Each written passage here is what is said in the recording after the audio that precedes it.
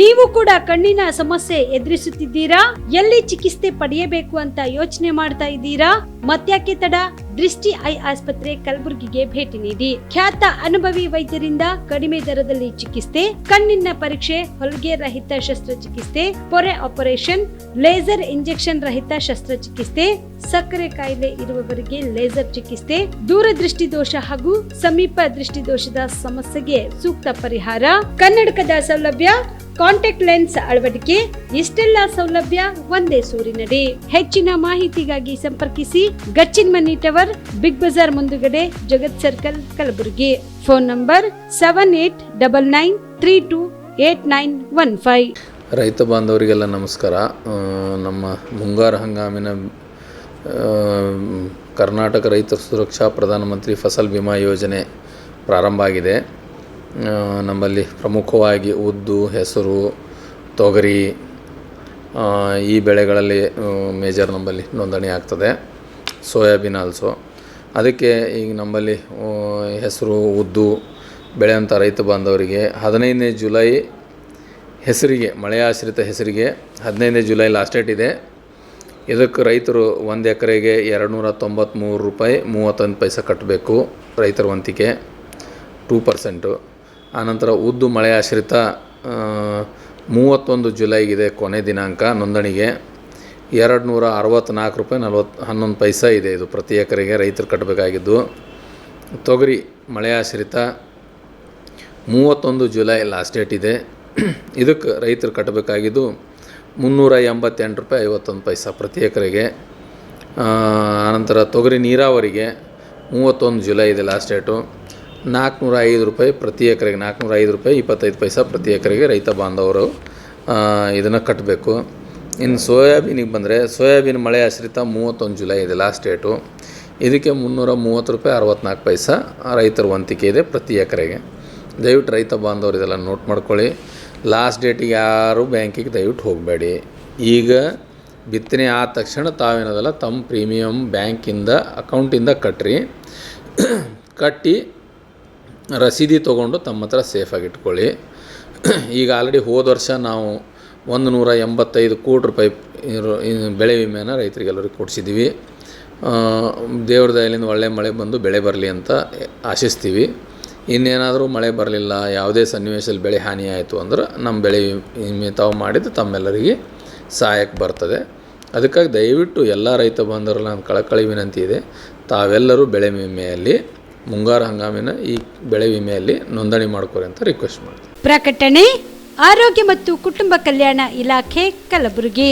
ಮಳೆಗಾಲದಲ್ಲಿ ಹರಡುವ ರೋಗಗಳು: ಮಲೇರಿಯಾ, ಡೆಂಗಿ, ವಿಷಮಶೀತ ಜ್ವರ, ಚಿಕನ್ ಗುನ್ಯಾ, ಕಾಲರಾ, ಕಾಮಾಲೆ. ಭಯಬೇಡ, ಎಚ್ಚರಿಕೆ ಇರಲಿ.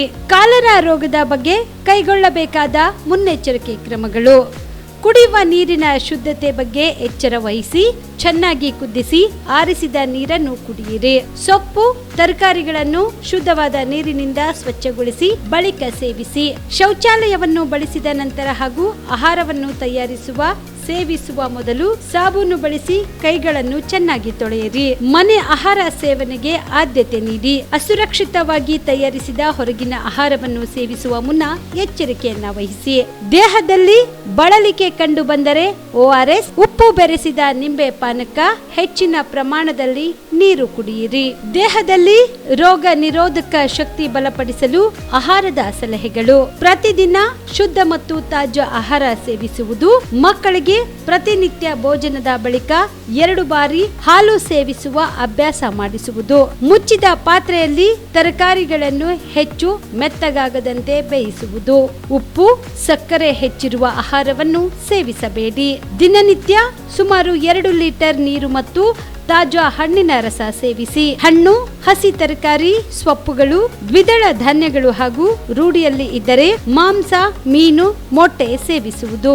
ನಿಮ್ಮ ಆರೋಗ್ಯ ನಿಮ್ಮ ಬದ್ಧತೆ. ಹೆಚ್ಚಿನ ಮಾಹಿತಿ ಹಾಗೂ ಚಿಕಿತ್ಸೆಗಾಗಿ ಹತ್ತಿರದ ಆರೋಗ್ಯ ಕೇಂದ್ರಕ್ಕೆ ಭೇಟಿ ನೀಡಿ. ಕಲಬುರಗಿಯಲ್ಲಿ ಸ್ತ್ರೀ ರೋಗ ಹಾಗೂ ಮಕ್ಕಳ ಚಿಕಿತ್ಸೆಗಾಗಿಯೇ ಪ್ರತ್ಯೇಕ ಆಸ್ಪತ್ರೆ ಪ್ರಾರಂಭ. ಸುಜಿನಿ ಕಲ್ಯಾಣ ಕರ್ನಾಟಕ ಭಾಗದ ಅತ್ಯಾಧುನಿಕ ತಾಯಿ ಮತ್ತು ಶಿಶುವಿನ ಆರೈಕೆಯ ಆಸ್ಪತ್ರೆ. ಸ್ತ್ರೀ ರೋಗ ತಜ್ಞ ಖ್ಯಾತ ವೈದ್ಯರು ಹಾಗೂ ಮಕ್ಕಳ ತಜ್ಞ ಖ್ಯಾತ ವೈದ್ಯರ ತಂಡದಿಂದ ಕಡಿಮೆ ದರದಲ್ಲಿ ಚಿಕಿತ್ಸೆ.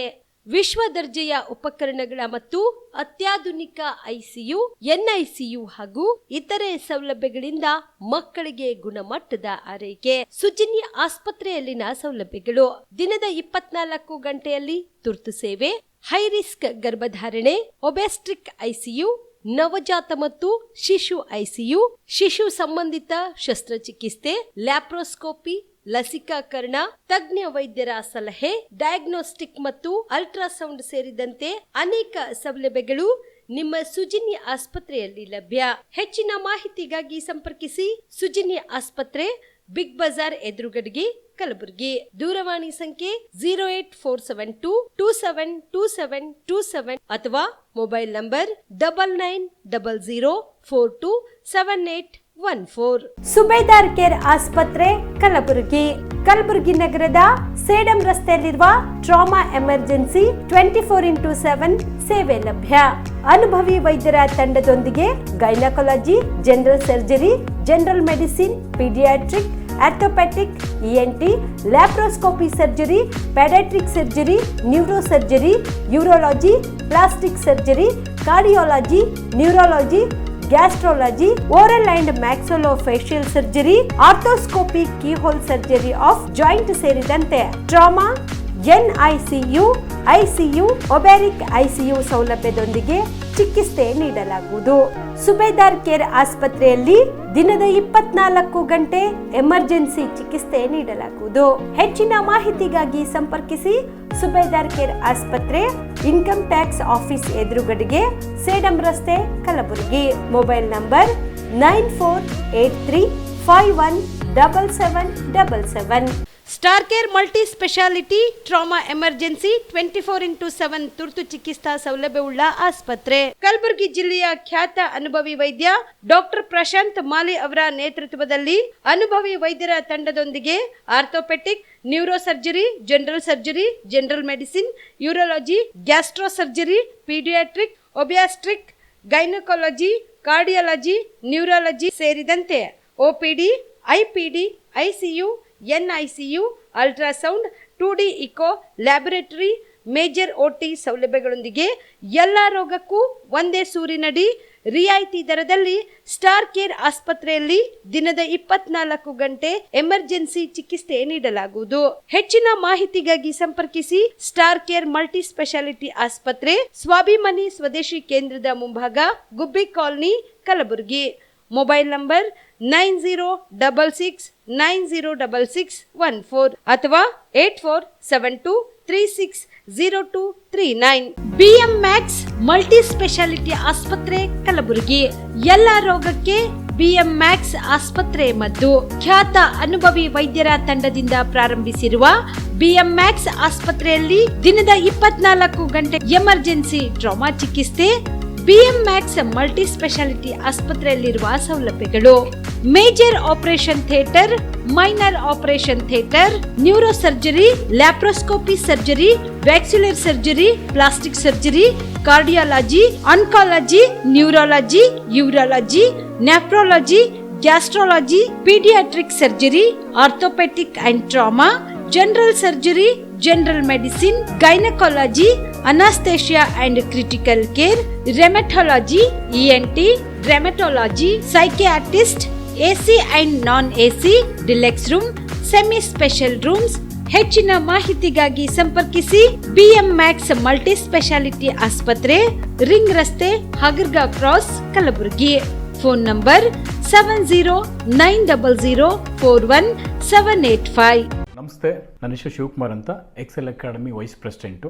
ನಮ್ಮ ಕಂಪ್ನಿ ಎಕ್ಸೆಲ್ ಅಕಾಡೆಮಿಕ್ಸು 15 ವರ್ಷದಿಂದ ರನ್ ಮಾಡ್ತಾ ಇದ್ವಿ. ನೀಟ್ ಮತ್ತು CET ಕೋಚಿಂಗ್ ಕೊಡ್ತಾ ಇದ್ವಿ. ನಮ್ಮಲ್ಲಿ ಈಗ ಕ್ರಾಶ್ ಕೋರ್ಸ್ ಅಂತ ನಾವು ಕೊಡ್ತಾ ಇದ್ವಿ. ಈ ಕ್ರಾಶ್ ಕೋರ್ಸ್ ಒಂದು ಅಲ್ಪಾವಧಿ ಕೋರ್ಸ್. ಇದು ಶಾರ್ಟ್ ಟರ್ಮ್ ಕೋರ್ಸ್ ಅಂತ ಕರಿತೀವಿ. ಈ ಕೋರ್ಸು 30ರಿಂದ 45 ದಿನ ಇರುತ್ತೆ ಸರ್. ಈ ಕ್ರಾಶ್ ಕೋರ್ಸ್ ಬಂದು ಸೆಕೆಂಡ್ PUC ಕಂಪ್ಲೀಟ್ ಆಗಿರೋ ಮಕ್ಕಳಿಗೆ ಮತ್ತು ಸೆಕೆಂಡ್ PUC ಇವಾಗ ಓದ್ತಾ ಇರೋ ಮಕ್ಕಳಿಗೆ ಇದು ಯೂಸ್ಫುಲ್ ಆಗುತ್ತೆ. ಈ crash course NEET crash course ಅಂತ ಕೊಡ್ತೀವಿ ಮತ್ತು CET ಕ್ರಾಶ್ ಕೋರ್ಸ್ ಅಂತ ಕೊಡ್ತೀವಿ. ನೀಟಿಗೆ 45 ಡೇಸ್ ಇರುತ್ತೆ, CETಗೆ 30 ಡೇಸ್ ಇರುತ್ತೆ ಸರ್. ನಮ್ಮ ಎಕ್ಸೆಲ್ ಅಕಾಡೆಮಿಕ್ಸು 15 ಇಯರ್ಸಿಂದ ನಾವು ರನ್ ಮಾಡ್ತಾ ಇದ್ವಿ. 15 ಇಯರ್ಸಲ್ಲಿ ನಂಬರ್ 1 ಫ್ಯಾಕಲ್ಟೀಸಿಂದ ನಾವು ಟೀಚ್ ಮಾಡ್ತಾ ಬರ್ತಾ ಇದ್ದೀವಿ. ಅದರಿಂದ ಸಾವಿರಾರು ಮೆಡಿಕಲ್ ಸೀಟ್ ಸಿಕ್ಕಿದೆ, ಸಾವಿರಾರು ಇಂಜಿನಿಯರಿಂಗ್ ಸೀಟ್ ಸಿಕ್ಕಿದೆ. ಸೊ ಅದಕ್ಕೆ ನಮ್ಮ ಕಡೆಯಿಂದ ಸಕ್ಸಸ್ ರೇಟ್ ಚೆನ್ನಾಗಿರೋದ್ರಿಂದ ನೀವು ಇಲ್ಲಿ ಬಂದರೆ ಖಂಡಿತ ಸಕ್ಸಸ್ ಆಗ್ತೀರಾ ಅಂತ ನಾನು ಭರವಸೆ ಕೊಡ್ಬೋದು. Excel Academy Yelahanka new town, Seshadripuram college road, Bengaluru.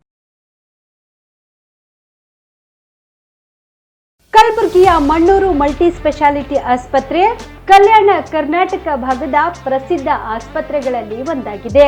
Doctor Farooq Mannur ಸಾರಥ್ಯದಲ್ಲಿ ಅತ್ಯಂತ ಅನುಭವಿ ವೈದ್ಯರಿಂದ ಉತ್ತಮ ಚಿಕಿತ್ಸೆ ನೀಡಲಾಗುತ್ತಿದೆ. ಮಣ್ಣೂರು ಮಲ್ಟಿ ಸ್ಪೆಷಾಲಿಟಿ ಆಸ್ಪತ್ರೆಯಲ್ಲಿ ಸಿಗುವ ಚಿಕಿತ್ಸೆಗಳು: general surgery, laparoscopy surgery, neuro surgery, orthopaedic surgery, plastic surgery, gastro surgery, aqua surgery, gynaecology surgery, general medicine, paediatric, neuro surgery, cardiology, haematology, endocrinology, ENT ಮತ್ತು ophthal, general physician, gynaecology, paediatric, family medicine, urology, nephrology, radiology, dialysis, advance ICU ಮತ್ತು advance OT setup, ಅತ್ಯಾಧುನಿಕ ಸೌಲಭ್ಯವುಳ್ಳ ಕ್ಯಾಸುಲಿಟಿ, ದಿನದ 24 ಗಂಟೆ emergency trauma centre. ಹೆಚ್ಚಿನ ಮಾಹಿತಿಗಾಗಿ ಸಂಪರ್ಕಿಸಿ ಬಾರಾ hills circle, ring ರಸ್ತೆ, ಕಲಬುರಗಿ. Phone number 9538786108. ನಮಸ್ಕಾರ ವೀಕ್ಷಕರೇ, ಆನ್ ಸ್ಪಾಟ್ ನ್ಯೂಸ್ಗೆ ಸ್ವಾಗತ. ನಾನು ಸಂಗೀತ. ಕಲ್ಯಾಣ ಕರ್ನಾಟಕ ಭಾಗದಲ್ಲಿ ಘೋಷಣೆಯಾದ ನೂತನ 18 ತಾಲೂಕಿನಲ್ಲಿ ಕಂದಾಯ ಇಲಾಖೆ ಸಹಯೋಗದೊಂದಿಗೆ ಮಿನಿ ವಿಧಾನಸೌಧದ ನಿರ್ಮಾಣಕ್ಕೆ ಆರ್ಥಿಕ ನೆರವು ನೀಡಲು ಮಂಡಳಿ ಒಪ್ಪಿಗೆ ಸೂಚಿಸಿದೆ. ಪ್ರತಿ ಸೌಧಕ್ಕೆ ತಲಾ 15 ಕೋಟಿ ರೂಪಾಯಿಗಳಂತೆ ಒಟ್ಟು 270 ಕೋಟಿ ರೂಪಾಯಿ ಹಣ ಮೈಕ್ರೋ ನಿಧಿಯಲ್ಲಿ ನೀಡಲಾಗುವುದು ಎಂದು ಕೆಕೆಆರ್ಡಿಬಿ ಅಧ್ಯಕ್ಷ ಡಾಕ್ಟರ್ ಅಜಯ್ ಸಿಂಗ್ ಹೇಳಿದರು. ಮಂಗಳವಾರ ಕೆಕೆಆರ್ಡಿಬಿ ಕಚೇರಿ ಸಭಾಂಗಣದಲ್ಲಿ ಸೋಮವಾರ ಜರುಗಿದ ಪ್ರಸಕ್ತ ವರ್ಷದ ಮಂಡಳಿಯ ಮೊದಲನೇ ಸಭೆಯ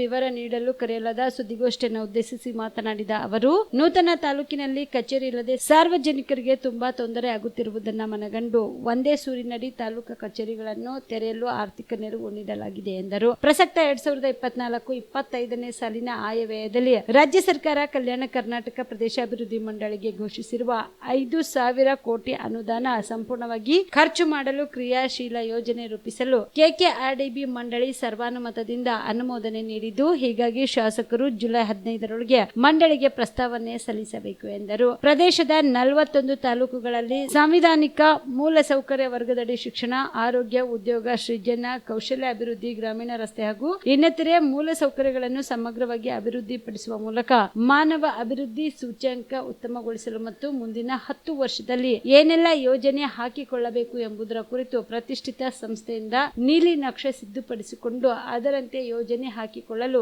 ಸಭೆಯಲ್ಲಿ ನಿರ್ಧರಿಸಲಾಗಿದೆ ಎಂದರು. 10 ವರ್ಷ ಮೇಲೆ ಇವಾಗ 11ನೇ ವರ್ಷದಲ್ಲಿದ್ದೀವಿ. ದಶಮಾನೋತ್ಸವ ಕೂಡ ನಾವು ಆಚರಣೆಯನ್ನು ನಾವು ಮಾಡಿದ್ದೀವಿ. ಮೊದಲ ಬಾರಿಗೆ ಕಲ್ಯಾಣ ಕರ್ನಾಟಕ ಅಭಿವೃದ್ಧಿ ಮಂಡಳಿ ವತಿಯಿಂದ ಈ ಬಾರಿ 5,000 ಕೋಟಿ ಕ್ರಿಯಾ ಯೋಜನೆಯನ್ನು ಮಾಡಲಾಗ್ತಾ ಇದೆ. 5,000 ಕೋಟಿ ಮೊದಲ ಬಾರಿಗೆ ಮಾಡ್ತಾ ಇದ್ದೀವಿ. ಹಿಂದಿನ ವರ್ಷ ಚುನಾವಣೆ ಇತ್ತು. ಚುನಾವಣೆ ಇಟ್ಟ ನಂತರ ನಮ್ಮ ಕಲ್ಯಾಣ ಕರ್ನಾಟಕ ಅಭಿವೃದ್ಧಿ ಮಂಡಳಿ ರಚನೆಯಾಗಿದ್ದು ಆಗಸ್ಟಲ್ಲಿ, ಮತ್ತು ಕೋಡ್ ಆಫ್ ಕಾಂಡಕ್ಟ್ ಮತ್ತೆ ಮಾರ್ಚಲ್ಲಿ ಬಂತು. ಸಿಕ್ಕಿದೆ ಕೇವಲ ಒಂದು 6 ತಿಂಗಳು ನಮಗೆ ಸಮಯ ಸಿಕ್ಕಿತ್ತು. ಸೊ ಹಿಂದಿನ ವರ್ಷ ಬಿಡುಗಡೆ ಆಗಿದ್ದು ಹಣ 3,000 ಕೋಟಿ. ಹಿಂದಿನ ವರ್ಷ ಇರ್ತಕ್ಕಂಥ ಒಂದು ಪ್ರಾರಂಭಿಕ ಒಂದು ಶುಲ್ಕ ಬ್ಯಾಲೆನ್ಸ್ ಇದ್ದಿದ್ದು 2,113 ಕೋಟಿ, ಬಿಡುಗಡೆ ಆಗಿದ್ದು 3,000 ಕೋಟಿ, ಎಲ್ಲ ಸೇರಿದರೆ 5,013 ಕೋಟಿ ಹಿಂದಿನ ವರ್ಷ ನಮ್ಮ ಮಂಡಳಿಗೆ ಹಣ ಬಿಡುಗಡೆ ಆಗಿತ್ತು, ಹಿಂದಿನ ವರ್ಷ ಹಿಡ್ಕೊಂಡು. ಅದರಲ್ಲಿ ಯಾವಾಗಲೂ ನಮ್ಮ ಕಲ್ಯಾಣ ಕರ್ನಾಟಕ ಮಂಡಳಿಗೆ ನೀವು ಕೊಟ್ಟಿರುವಂಥ ಹಣ ಖರ್ಚಾಗಲ್ಲ ಅಂತ ಒಂದು ಅಪಾದನೆ ಇತ್ತು. ಜಾನ್ವರಿಯಲ್ಲೂ ಕೂಡ ನಡೆದಿರುವಂತಹ ಒಂದು ಸಭೆಯಲ್ಲೂ ಕೂಡ ಇದ್ರ ಬಗ್ಗೆ ಪ್ರಸ್ತಾಪ ಆಯಿತು.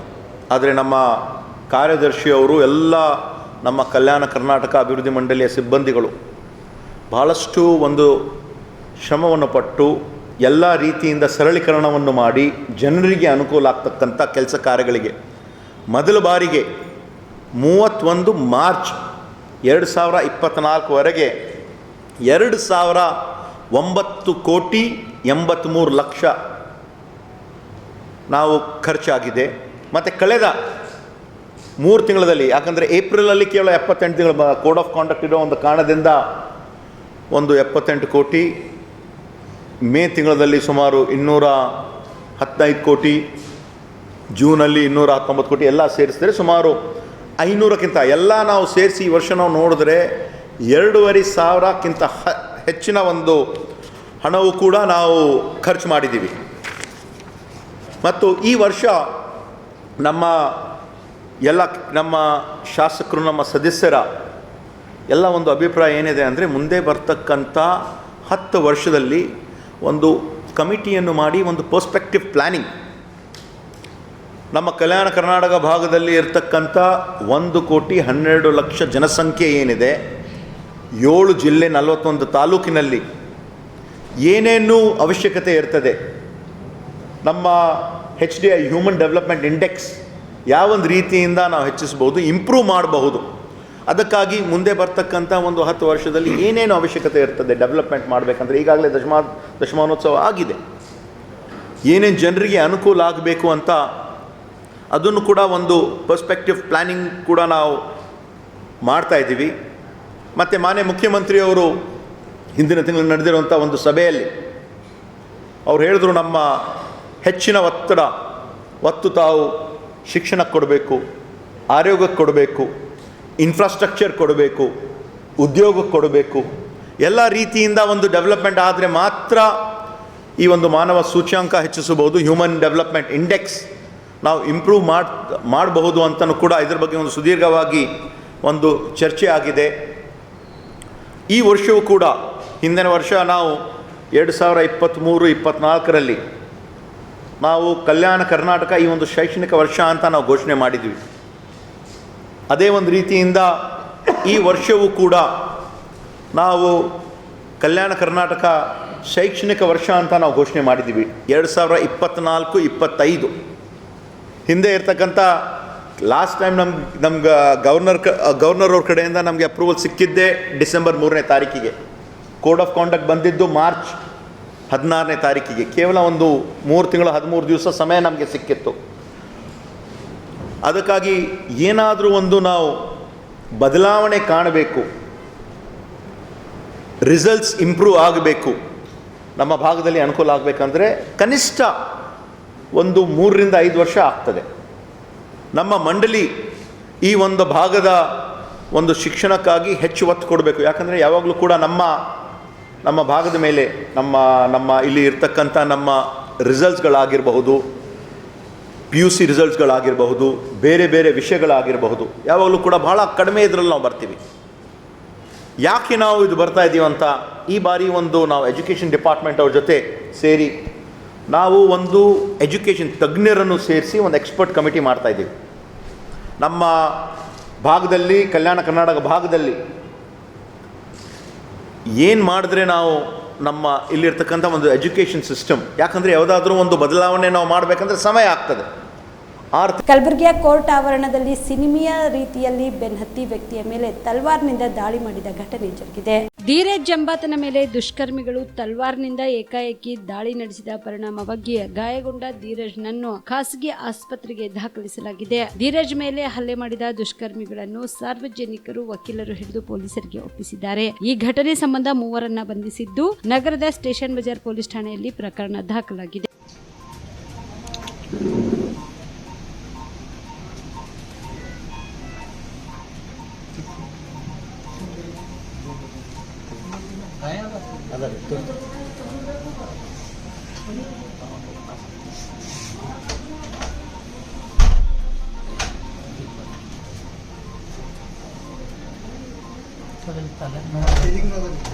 తెలుగు కొడతారు నిందరండి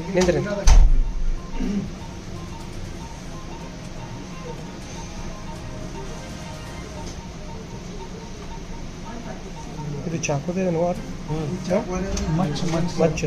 ಮಚ್ಚಲೇನು ಹೊಡೆದಿದ್ರು ಸರ್. ನಾನು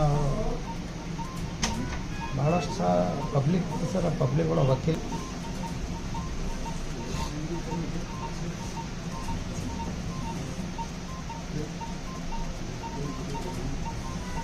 ಹಿರಿಯ ಕೆಎಸ್ ಅಧಿಕಾರಿ ಹಾಗೂ ಹಿಂದಿನ ಕಲಬುರಗಿ ಅಪ್ಪರ್ ಜಿಲ್ಲಾಧಿಕಾರಿ ಭೀಮಾಶಂಕರ್ ತೆಗ್ಗಳ್ಳಿ ಅವರು ಅಫಜಲ್ಪುರ ತಾಲೂಕಿನ ಗತ್ತರಗಿ ಭಾಗ್ಯವಂತಿ ದೇವಸ್ಥಾನವನ್ನು ಮಾದರಿ ಎನ್ನುವಂತೆ ಅಭಿವೃದ್ಧಿ ಮಾಡಿದ್ದು, ಅವರ ವಿರುದ್ಧ ಮಾತನಾಡುತ್ತಿರುವ ಸಿದ್ಧಲಿಂಗ ಶ್ರೀಗಳ ಹೇಳಿಕೆಯನ್ನು ನಾವು ಖಂಡಿಸುತ್ತೇವೆ ಎಂದು ರೇವಣಸಿದ್ದಪ್ಪ ಸಾತ್ನೂರ್ ಹೇಳಿದರು.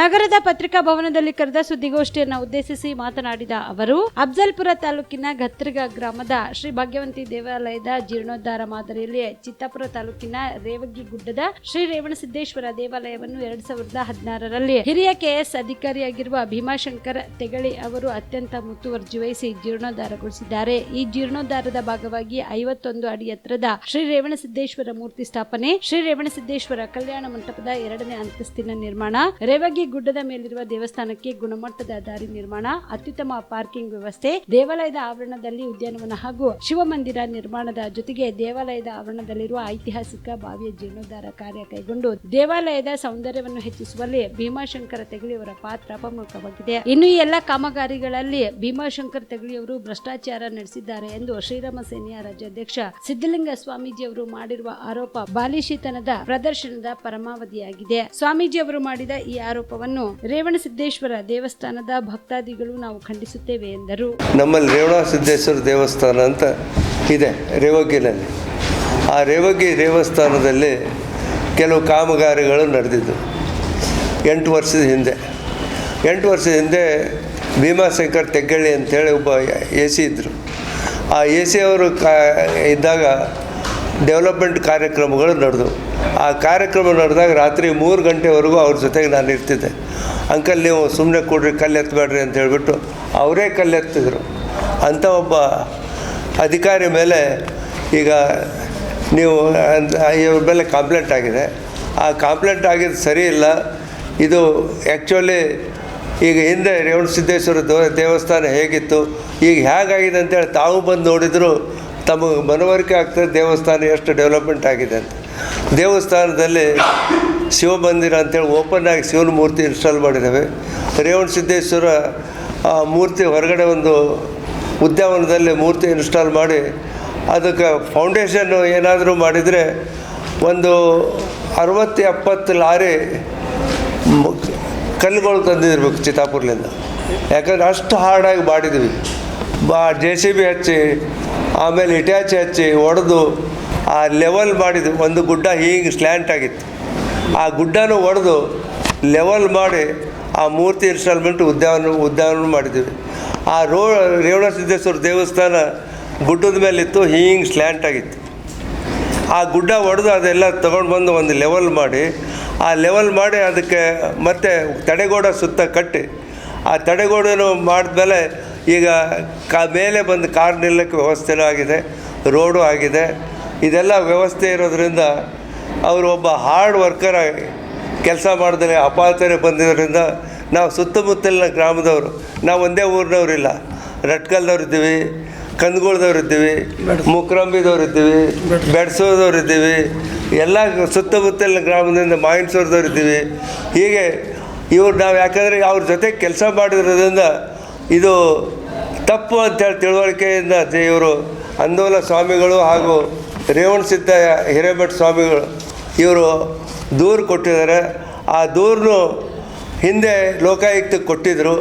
ಆ ಲೋಕಾಯುಕ್ತಕ್ಕೆ ಕೊಟ್ಟಂಥ ದೂರು ಅದು ಅನೂರ್ಜಿತ ಆಗಿ ಆಲ್ರೆಡಿ ಬಂದಿದೆ. ಆ ಕಾಪಿ ನಿಮಗೆ ಕೊಟ್ಟಿದೆ. ಅದಕ್ಕೋಸ್ಕರ ಇವರೆಲ್ಲ ಹೀಗೆ ಮಾಡ್ತಾ ಇರೋದ್ರಿಂದ ದೇವಸ್ಥಾನಗಳು ಉದ್ಧಾರ ಆಗಲ್ಲ. ಉದ್ಧಾರ ಆಗಬೇಕಾಗಿದ್ರೆ ನಾವು ಬಂದು ನೋಡಬೇಕು. ಅಂದೋಲ ಸ್ವಾಮಿನೂ ಒಂದು ದಿವಸನೂ ಬರಲಿಲ್ಲ, ಈ ರೇವಣಸಿದ್ದ ಸ್ವಾಮಿನೂ ಬರಲಿಲ್ಲ ಅಂತ ಇವರು ದೇವಸ್ಥಾನ ಉದ್ಧಾರ ಮಾಡಬೇಕಾಗಿಂತ ಜನ ಏನಿದ್ದೀರಿ ನಮ್ಮ ಸುತ್ತ ಹಳ್ಳಿಯವ್ರಿಗೆಲ್ಲ ಕರೆದು ಏನೇನು ಮಾಡಬೇಕಪ್ಪ ಅಂತ ನೀವು ಒಂದಿನಾದ್ರು ಬಂದು ನೋಡಿದ್ದೀರಾ? ಎಷ್ಟು ದೇವಸ್ಥಾನಕ್ಕೆ ನೋಡಿದ್ದೀರಿ? ಅದೆಲ್ಲ ಬೇಕಲ್ಲ. ಸುಮ್ಮನೆ ಎಲ್ಲೋ ಏನೋ ಮಾಡೋದು, ಎಲ್ಲೋ ಕುಂತು ಏನೋ ಒಂದು RTI ಲೆಟರ್ ಬರೆಯೋದು ಇದು ಸರಿಯಲ್ಲ. ಇದು ಒಂದು ವೇಳೆ ಹೀಗೇನೆ ನಮ್ಮ ರೇವಣಸಿದ್ದೇಶ್ವರ ಗುಡಿ ಬಗ್ಗೆ ನೀವು ಅವಹೇಳನ ಮಾಡ್ತಾಯಿದ್ರೆ ನಾವು ಕ್ರಿಮಿನಲ್ ಕೇಸ್ನು ಮೊಕದ್ದಮೆ ಮಾಡಬೇಕಾಗ್ತದೆ. ಡಾಕ್ಟರ್ ಸರೋಜಿನಿ ಮಹರ್ಷಿ ವರದಿ ಜಾರಿಗಾಗಿ ಆಗ್ರಹಿಸಿ ನಮ್ಮ ಕರ್ನಾಟಕ ಸೇನೆ ವತಿಯಿಂದ ಸಚಿವ ಪ್ರಿಯಾಂಕ್ ಖರ್ಗೆ ಅವರಿಗೆ ಮನವಿ ಪತ್ರ ಸಲ್ಲಿಸಿದರು. ಕಲಬುರಗಿ ನಗರದ ಕಲ್ಯಾಣ ಕರ್ನಾಟಕ ಪ್ರದೇಶಾಭಿವೃದ್ಧಿ ಮಂಡಳಿಯ ಕಚೇರಿಯಲ್ಲಿ ಸಚಿವ ಪ್ರಿಯಾಂಕ್ ಖರ್ಗೆ ಅವರಿಗೆ ಮನವಿ ಪತ್ರ ಸಲ್ಲಿಸಿ ಮಾತನಾಡಿದ ಅವರು, ಸರೋಜಿನಿ ಮಹರ್ಷಿ ವರದಿ ದಶಕಗಳಷ್ಟು ಹಳೆಯದಾದದ್ದು. ಈ ಕೂಡಲೇ ವರದಿ ಜಾರಿಗೆ ಮುಂದಾಗಬೇಕು. ಕನ್ನಡಿಗರಿಗೆ ಆದ್ಯತೆ ನೀಡಲು ಶಿಫಾರಸು ಮಾಡಿ ಸರೋಜಿನಿ ಮಹರ್ಷಿ ವರದಿ 58 ಶಿಫಾರಸುಗಳನ್ನು ಸರ್ಕಾರದ ಮುಂದಿಟ್ಟಿತ್ತು. ಕೇಂದ್ರ ಸರ್ಕಾರ ಇಲಾಖೆಗಳು ಮತ್ತು ರಾಜ್ಯದಲ್ಲಿ ಕಾರ್ಯನಿರ್ವಹಿಸುತ್ತಿರುವ ಸಾರ್ವಜನಿಕ ವಲಯ ಘಟಕಗಳ ಗ್ರೂಪ್ ಸಿ ಮತ್ತು ಗ್ರೂಪ್ ಡಿ ಹುದ್ದೆಗಳನ್ನು ಕೇವಲ ಕನ್ನಡಿಗರಿಗೆ ಮಾತ್ರ ಸಿಗಲಿದ್ದು, ಈ ವರದಿಯನ್ನು ಸರ್ಕಾರ ಜಾರಿ ಮಾಡಬೇಕು ಎಂದು ಒತ್ತಾಯಿಸಿದರು.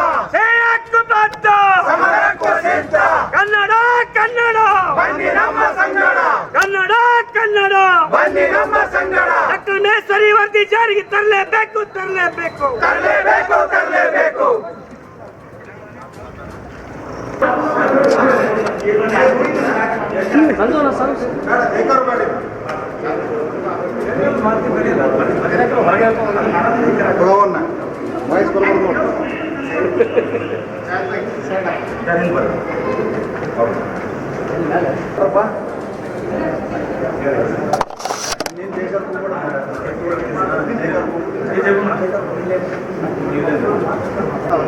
ಡಿಸ್ಕಸ್ ಮಾಡಿ ಕನ್ನಡಿಗರ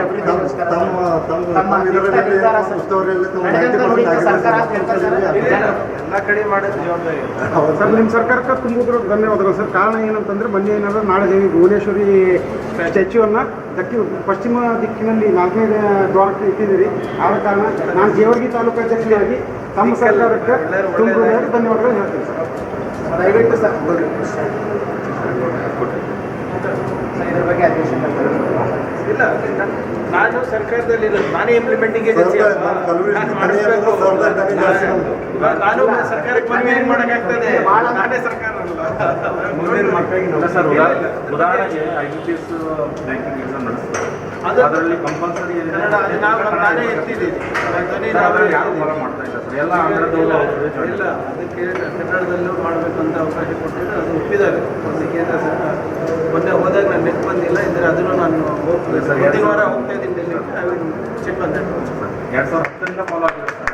ಇಲ್ಲ, IBPS ನಿಮ್ಗೆ ಗೊತ್ತಿದೆ, ಕೇಂದ್ರ ಸರ್ಕಾರದಿದೆ. ನಮ್ದು ಇಲ್ಲ ಸರ್. ಇಲ್ಲಿ ಕರ್ನಾಟಕದಲ್ಲಿ ಅಪ್ಲೈ ಮಾಡಬೇಕಾದ್ರೆ ಇಲ್ಲ, ಸೆಂಟರ್ ಅಪ್ಲೈ ಮಾಡಬೇಕಾದ್ರೆ ಕನ್ನಡದಲ್ಲಿ ಇರಬೇಕು. ಕನ್ನಡದಲ್ಲಿ ಅವ್ರು ಮೆಟ್ರಿಕ್ಯುಲೇಷನ್ ಆಗಿರ್ಬೇಕಂತ ಭಾಷೆ ಬರಬೇಕಂತಿದೆ. ಇಲ್ಲಪ್ಪ, ನೀನು ಬ್ಯಾಂಕಿಗೆ ಹೋದಾಗ ನಿಮ್ಗೂ ಮಾತಾಡಿಸ್ಬೇಕಲ್ಲ ಯಾರವ್ರಿಗೆ ಗೊತ್ತಾಗ್ತದೆ. ಕರ್ನಾಟಕ ನೆಲದಲ್ಲಿ ಕನ್ನಡಿಗರ ಉದ್ಯೋಗ ಎಂಬ ಹೋರಾಟದ ಮುಖಾಂತರ ನಾವು ಮಾನ್ಯ ಉಸ್ತುವಾರಿ ಸಚಿವರಿಗೆ ಮನವಿ ಕೊಡೋಕೆ ಬಂದಿದ್ದೀವಿ. ಈ ಮನವಿ ಏನಪ್ಪ ಅಂದರೆ ಡಾಕ್ಟರ್ ಸರೋಜಿನಿ ಮಹಿಷಿ ವರದಿ ಜಾರಿಗೆ ಆಗ್ಬೇಕಂತೇಳಿ. ಈ ಡಾಕ್ಟರ್ ಸರೋಜಿನಿ ಮಹಿಷಿ ವರದಿ ಏನು ಹೇಳುತ್ತಪ್ಪ ಅಂದರೆ ಕರ್ನಾಟಕದ ಕನ್ನಡಿಗೆ ಸರ್ಕಾರಿ ಕ್ಷೇತ್ರಗಳಲ್ಲಿ ಅಷ್ಟೇ ಅಲ್ಲ, ಖಾಸಗಿ ಕ್ಷೇತ್ರಗಳಲ್ಲಿ ಕೂಡ ಮೀಸಲಾತಿ ಕೊಡಬೇಕಂತ ಹೇಳ್ತಾರೆ. ಒಂದು ವೇಳೆ ಈ ಡಾಕ್ಟರ್ ಸರೋಜಿನಿ ಮಹಿಷಿ ವರದಿ ಜಾರಿಗೆ ಆದರೆ ನಮ್ಮ ಕನ್ನಡದ ಮಕ್ಕಳಿಗೆ ನೌಕರಿ ಸಿಗುತ್ತೆ. ಇವಾಗ ನೋಡ್ಬೋದು, ನಮ್ಮ ಕನ್ನಡದ ಮಕ್ಕಳು ಉದ್ಯೋಗ ಇಲ್ಲದೆ ನಿರುದ್ಯೋಗಿಗಳಾಗಿ ದುಶ್ಚಟಗಳಿಗೆ ಬಲಿಯಾಗ್ತಾಯಿದ್ದಾರೆ. ಇದಕ್ಕೆ ಮುಖ್ಯವಾದ ಕಾರಣ ಏನಪ್ಪ ಅಂದರೆ ಈ ಡಾಕ್ಟರ್ ಸರೋಜಿನಿ ಮಹಿಷಿ ವರದಿ ಜಾರಿಗೆ ಆಗಿಲ್ಲ. ಅದಕ್ಕೋಸ್ಕರ ನಮ್ಮ ಕನ್ನಡಿಗರಿಗೆ, ಕನ್ನಡದ ಮಕ್ಕಳಿಗೆ ಉದ್ಯೋಗ ಸಿಗ್ತಾ ಇಲ್ಲ. ಒಂದು ವೇಳೆ ಡಾಕ್ಟರ್ ಸರೋಜಿನಿ ಮಹಿಷಿ ವರದಿ ಜಾರಿಗೆ ಆದರೆ ನಮ್ಮ ಕನ್ನಡದ ಮಕ್ಕಳಿಗೆ ನೌಕರಿ ಸಿಗುತ್ತೆ, ನಮ್ಮ ಕನ್ನಡದ ಮಕ್ಕಳು ಅಭಿವೃದ್ಧಿ ಆಗ್ತಾರೆ, ಕರ್ನಾಟಕ ಅಭಿವೃದ್ಧಿ ಆಗುತ್ತೆ. ನಾವಿವತ್ತು ಸಚಿವರಿಗೆ, ಎಲ್ರಿಗೂ ಶಾಸಕರುಗಳಿಗೆ ಮನವಿ ಸಲ್ಲಿಸಿದ್ದೀವಿ. ಈಗೇನು ಅಧಿವೇಶನ ಪ್ರಾರಂಭ ಆಗುತ್ತೋ 15ನೇ ತಾರೀಕಿಗೆ, ಆ ಅಧಿವೇಶನದಲ್ಲಿ ಇದ್ರ ಬಗ್ಗೆ ಚರ್ಚೆ ಮಾಡಿಬಿಟ್ಟು ನೀವು ಈ ಡಾಕ್ಟರ್ ಸರೋಜಿನಿ ಮಹಿಷಿ ವರದಿ ಜಾರಿಗೆ ಮಾಡದೇ ಇದ್ದರೆ ನಾವು ಉಗ್ರವಾದ ಹೋರಾಟ ಮಾಡೋದ್ರ ಮುಖಾಂತರ ತಮ್ಮೆಲ್ಲರ ಮನೆಗಳಿಗೆ ಮುತ್ತಿಗೆ ಹಾಕ್ತೀವಿ, ತಮಗೆ ಕಪ್ಪು ಬಟ್ಟೆ ಪ್ರದರ್ಶನ ಮಾಡ್ತೀವಿ ಅನ್ನೋ ಎಚ್ಚರಿಕೆ ಸಂದೇಶನ ಕೊಟ್ಟು ಬಂದಿದ್ದೀವಿ. ಉಸ್ತುವಾರಿ ಸಚಿವರು ಕೂಡ ಪ್ರಿಯಾಂಕ್ ಸಾಹೇಬರು ಹೇಳಿದ್ದಾರೆ, ಇದರ ಬಗ್ಗೆ ನಾವು ಸದನದಲ್ಲಿ ಚರ್ಚೆ ಮಾಡ್ತೀವಿ, ಆದಷ್ಟು ಬೇಗ ಜಾರಿಗೆ ಮಾಡೋ ಪ್ರಯತ್ನ ಮಾಡ್ತೀವಿ ಅಂತ ಹೇಳಿದ್ದಾರೆ. ಈ ಸಂದರ್ಭದಲ್ಲಿ ಸಂಘಟನೆಯ ಜಿಲ್ಲಾ ಅಧ್ಯಕ್ಷ ಆನಂದ್ ದೊಡ್ಡಮನಿ, ಪ್ರವೀಣ್ ಕಟ್ಟಿಮನಿ, ಶಿವಕುಮಾರ್ ವಾಣಿ ಸೇರಿದಂತೆ ಅನೇಕರು ಉಪಸ್ಥಿತರಿದ್ದರು. ಕಾಂಗ್ರೆಸ್ ಪಕ್ಷದ ತಾಲೂಕಾ ಅಲ್ಪಸಂಖ್ಯಾತರ ಘಟಕದ ಅಧ್ಯಕ್ಷರನ್ನಾಗಿ ಸೇವೆ ಸಲ್ಲಿಸುತ್ತಿರುವ ಹಿರಿಯ ಕಾಂಗ್ರೆಸ್ ಪಕ್ಷದ ಕಟ್ಟಾಳು ಮುಕ್ತಾರ್ ಪಟೇಲ್ ಅವರನ್ನು ಜಿಲ್ಲಾ ಕಾಂಗ್ರೆಸ್ ಸಮಿತಿಯ ಅಧ್ಯಕ್ಷರನ್ನಾಗಿ ನೇಮಿಸಬೇಕು ಎಂದು ಕಾಂಗ್ರೆಸ್ ಮುಖಂಡ ವಸೀಂ ಖಾನ್ ಒತ್ತಾಯಿಸಿದರು. ಚಿತ್ತಾಪುರ ಪಟ್ಟಣದಲ್ಲಿ ಸುದ್ದಿಗಾರರೊಂದಿಗೆ ಮಾತನಾಡಿದ ಅವರು, ಕಳೆದ 30 ವರ್ಷಗಳಿಂದ ಚಿತ್ತಾಪುರ ವಿಧಾನಸಭಾ ಕ್ಷೇತ್ರದಲ್ಲಿ ಕಾಂಗ್ರೆಸ್ ಪಕ್ಷದ ನಿಷ್ಠಾವಂತ ಕಾರ್ಯಕರ್ತರಾಗಿ ಅಲ್ಪಸಂಖ್ಯಾತರ ಮತಗಳು ವಿಭಜನೆಯಾಗದಂತೆ ಒಗ್ಗೂಡಿಸಿ ಸಂಘಟಿಸುವುದರಲ್ಲಿ ಇವರ ಶ್ರಮ ಸಾಕಷ್ಟಿದೆ. ವಿವಿಧ ಹಂತದ ಚುನಾವಣೆಗಳಲ್ಲಿ ಅಭ್ಯರ್ಥಿಗಳ ಗೆಲುವಿಗೆ ಶ್ರಮಿಸಿದ್ದಾರೆ. ಆದ್ದರಿಂದ ಸಚಿವ ಪ್ರಿಯಾಂಕ್ ಖರ್ಗೆ ಅವರು ಇವರಿಗೆ ಅವಕಾಶ ಕಲ್ಪಿಸಬೇಕು ಎಂದು ಮನವಿ ಮಾಡಿದರು.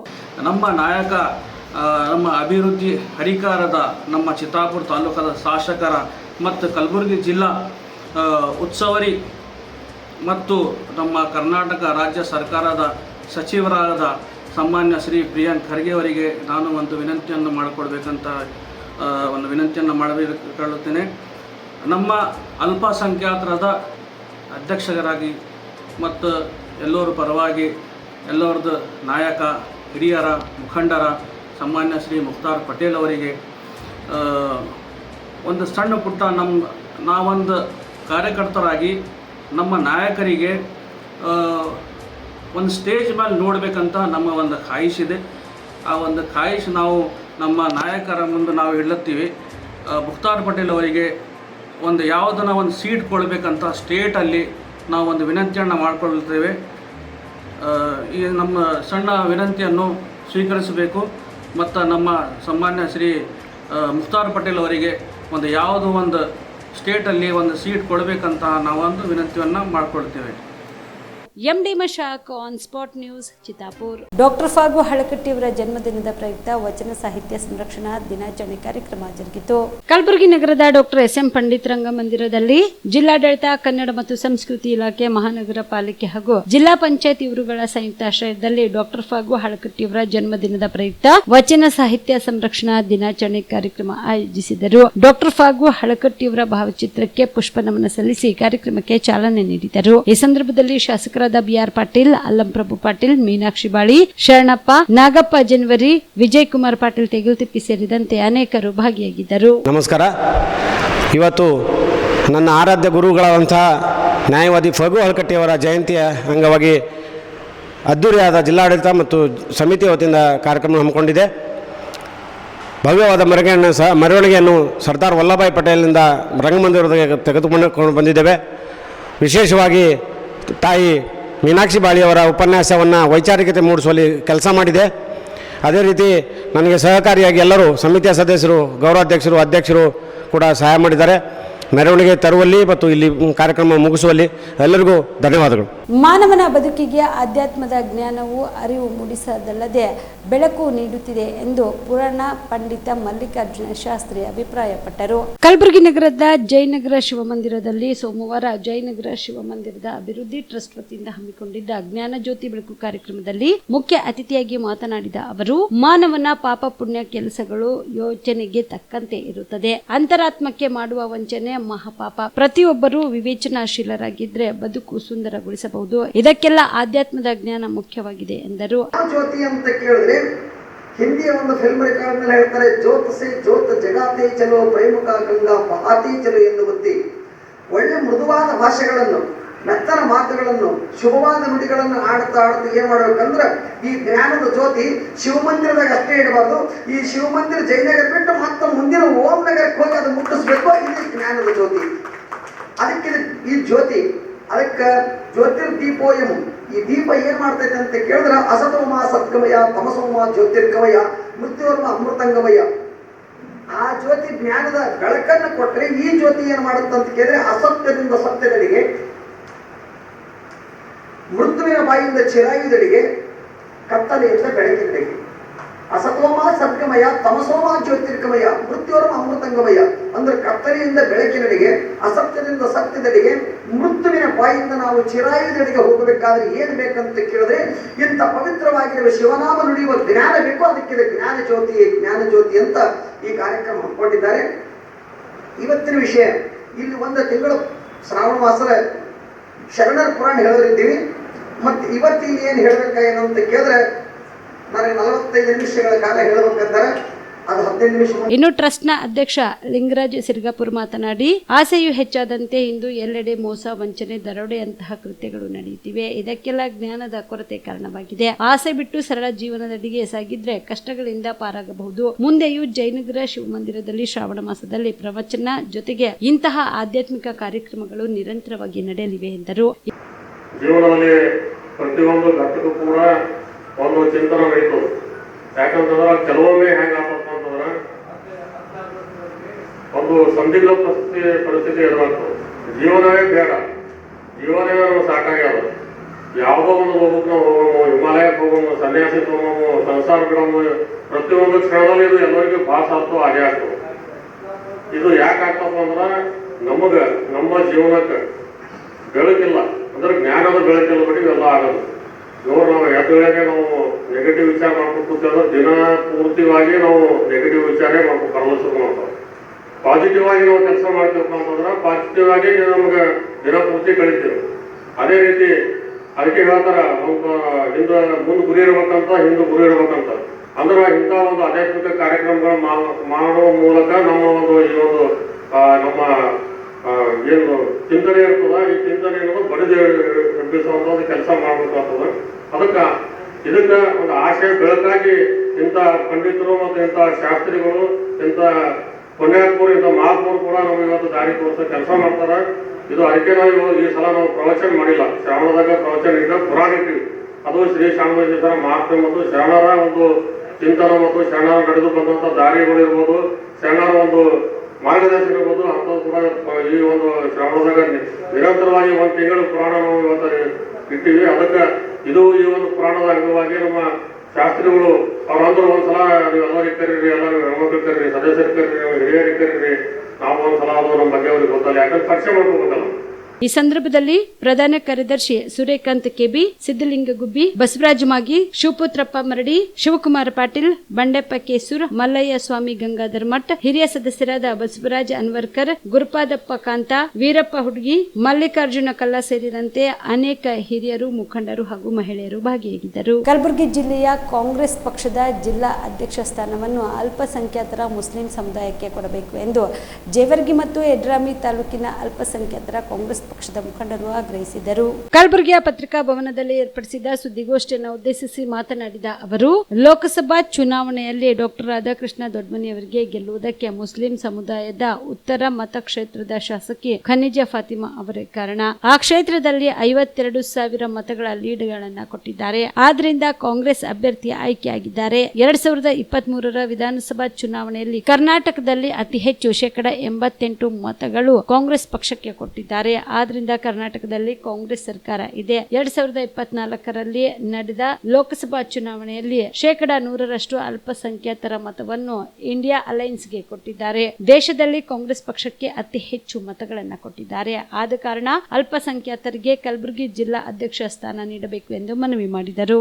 ಕಾರಣ ಅಂದರೆ 2023ಕ್ಕೂ ನಮ್ಮ ಕರ್ನಾಟಕ ರಾಜ್ಯದಲ್ಲಿ ಕಾಂಗ್ರೆಸ್ ಪಕ್ಷ ಅಸ್ತಿತ್ವ ಬಂದ ಮೇಲೆ ಅತಿ ಹೆಚ್ಚಿನ ಸ್ಥಾನ ಬರಲಾಕ ನಮ್ಮ ಮುಸ್ಲಿಂ ಸಮಾಜ ಕಾರಣ ಅನ್ನೋದು ಇಡೀ ಎಲ್ಲ ರಾಜ್ಯಕ್ಕೆ ಗೊತ್ತದ, ರಾಷ್ಟ್ರಕ್ಕೂ ಗೊತ್ತದ.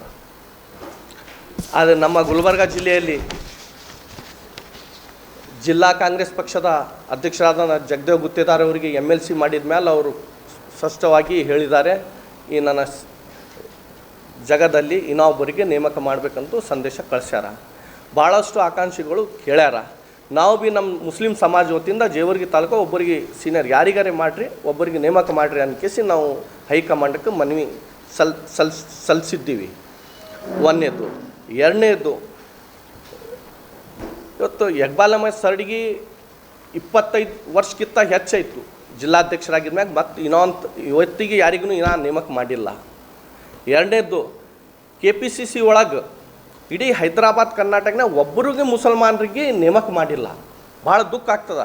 ಮತ ಹಾಕ್ಲಿಕ್ಕೆ ನಾವು ಶಾಸಕರಿಗೆ ಕೆಲಸ ಮಾಡ್ಲಿಕ್ಕೆ ಮುಸಲ್ಮಾನರು ಕಾರ್ಯಕರ್ತರು ಬೇಕು, ಓಟ್ ಹಾಕ್ಲಿಕ್ಕೆ ಬೇಕು. ಆದರೆ ಸ್ಥಾನಮಾನ ಕೊಡಲ್ಲ. ಏನು ಕೊಡಬೇಕಾದ್ರೂ ಜಿಲ್ಲಾದವ್ರಿಗೆ ಹೆಡ್ ಕ್ವಾರ್ಟರ್ನಲ್ಲಿ ಇರೋವಂಥವ್ರಿಗೆ ನಾವು ಮನವಿ ಮಾಡ್ಕೋತೀವಿ, ಮುಸಲ್ಮಾನರಿಗೆ ಯಾಕೆ ಕಣ್ಣಿಗಡಿಸ್ಲಾಕತ್ತೀರಿ, ಅದರ ಸಲುವಾಗಿ ನಾವು ಮನವಿ ಪತ್ರ ಸಲ್ಲಿಸ್ತಾ ಇದ್ದೀವಿ. ಮೂರನೇದು,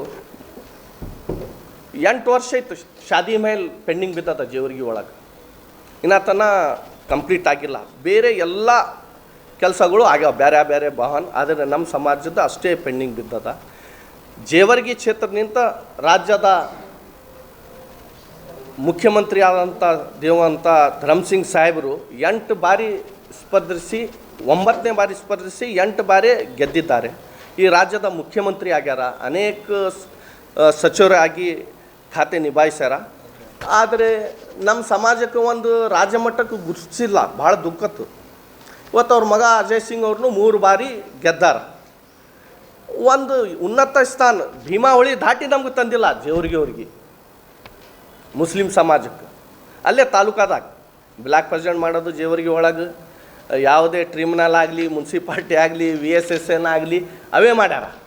ಆದರೆ ಜಿಲ್ಲಾ ಮಟ್ಟದಲ್ಲಿನೂ ಮಾಡಿಲ್ಲ, ರಾಜ್ಯ ಮಟ್ಟದಲ್ಲಿನೂ ಗುರುತಿಸಿಲ್ಲ.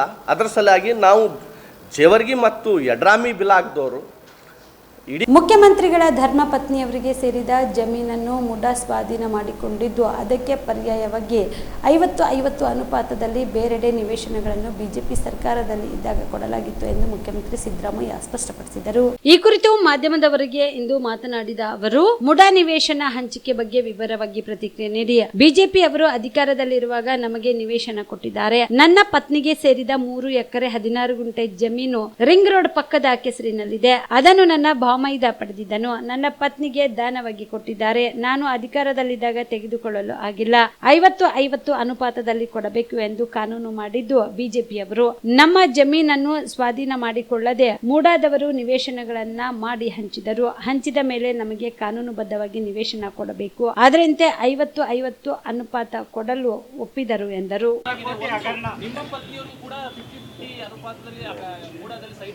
ನೋಡಯ್ಯ, ಕೇಳಪ್ಪ, ಇಲ್ಲಿ ಇದು BJP-ಅವ್ರ ಕಾಲದಲ್ಲಿ ಕೊಟ್ಟಿರ್ತಕ್ಕಂಥದ್ದು. ಫಸ್ಟ್ ನೀವು ತಿಳ್ಕೊಳ್ಳಿ, BJP-ಅವರು ಅಧಿಕಾರದಲ್ಲಿರುವಾಗ ನಮಗೆ ಸೈಟನ್ನು ಕೊಟ್ಟಿರ್ತಕ್ಕಂಥದ್ದು. ನಾವು ಕೇಳೋದು, ನೋಡಪ್ಪ, ನನ್ನ ಹೆಂಡತಿ ಜಮೀನು ಅದು 3 ಎಕರೆ 16 ಗುಂಟೆ ಈ ರಿಂಗ್ ರೋಡ್ ಪಕ್ಕದಲ್ಲಿದೆ. ಈ ಕಡೆ ಕೆಸರೆ ಇದೆಯಲ್ಲ, ಆ ಕೆಸರಿನಲ್ಲಿದೆ. ಅದನ್ನು ನನ್ನ ಬಾಮೈದ ತಗೊಂಡಿದ್ದ. ನನ್ನ ಬಾಮೈದ ನನ್ನ ಹೆಂಡತಿಗೆ ಕೊಟ್ಟ ದಾನವಾಗಿ. ನಾನು ಅಧಿಕಾರದಲ್ಲಿದ್ದಾಗ ತಗೊಳಕ್ಕೆ ಹೋಗಿಲ್ಲ. 50-50 ಕೊಡಬೇಕು ಅಂತ ಮಾಡಿದವ್ರು ಯಾರು? BJP-ಅವರು. ನಮ್ಮ ಜಮೀನನ್ನು 3 ಎಕರೆ 16 ಗುಂಟೆ ಜಮೀನನ್ನು ಅಕ್ವೈರ್ ಮಾಡ್ಕೊಂಡಿರಲಿಲ್ಲ. ಮೂಡಾದವರು ಸೈಟ್ ಮಾಡಿ ಹಂಚ್ಬಿಟ್ರು. Did you follow? It is not that our land has been acquired, my wife property has been acquired. ಹಂಚ್ಬಿಟ್ರು. ಆಗ ಹಂಚ್ಬಿಟ್ಟ ಮೇಲೆ ನಮಗೆ ಕೊಡಬೇಕಲ್ಲ, ಲೀಗಲಾಗಿ ಕೊಡಬೇಕಾ ಬೇಡ? ಕಾನೂನು ಪ್ರಕಾರ ಮೂಡದಲ್ಲಿ ನಮಗೆ 50-50 ಕೊಡೋಕ್ಕೆ ಅಂತ ಅವ್ರು ಒಪ್ಕೊಂಡ್ರು. ಆಯಿತು, ಕೊಡಿಯಪ್ಪ, ಅಷ್ಟೇ ಕೊಡಿ ಅಂತ ಅಂದ. ನಿಮ್ಗೇನು ನಿಯಮಾವಳಿಗಳಿದ್ದಾವೆ, ಸರ್ಕಾರದ ಏನು ಆದೇಶ ಇದೆ, ಅದ್ರ ಪ್ರಕಾರ ಕೊಡಿ ಅಂತ BJP-ಅವರು ಅಧಿಕಾರದಲ್ಲಿರುವಾಗ ಕೇಳ್ಕೊಂಡಿದ್ದವು. ಆಗ ಅವರು ನಮಗೆ ಬೇರೆ ಬೇರೆ ಸೈಟ್ಗಳನ್ನು, ಬೇರೆ ಜಾಗದಲ್ಲಿ ಸಮಾನಾಂತರ ಸೈಟ್ಗಳನ್ನು ಕೊಟ್ಟಿದ್ದಾರೆ. What is wrong in that? ನಿಮ್ಗೆ ಸರಿಯಾಗಿ ಗೊತ್ತಾ? ಓಲಿ, ಯಾರು ಪ್ರಶ್ನೆ ಕೇಳಿದವ್ರು ಯಾರು? ನೀನು ಹಿಂಗೆ ಗೊತ್ತಾ ಸರಿಯಾಗಿ? ನಿಮಗೆ ಅಲ್ಲ, ಆರೋಪ ನಿನಗೆ ಗೊತ್ತಾ? ಓಲಿ, ನೀ ವೆರಿಫೈ ಮಾಡ್ದ ಅವ್ನು ಹೇಳೋದನ್ನೆಲ್ಲ? ನನ್ನ ಕ್ಲಾರಿಫಿಕೇಶನ್ ಇಲ್ಲ. ನೀನು ಇನ್ವೆಸ್ಟಿಗೇಷನ್ ಮಾಡ್ದ? ನೀನು ಇನ್ವೆಸ್ಟಿಗೇಷನ್ ಮಾಡ್ದೇನೆಯಾ? ಎಲ್ಲಿ ಮಾಡಿದೆ? ಯಾರ ಜೊತೆ ಮಾತಾಡಿದೆ?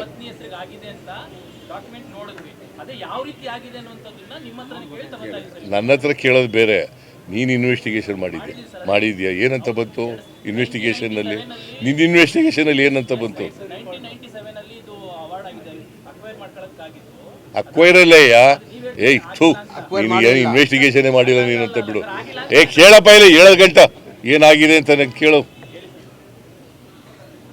See, this particular piece of land is acquired, purchased by my brother-in-law, one Mallikarjuna.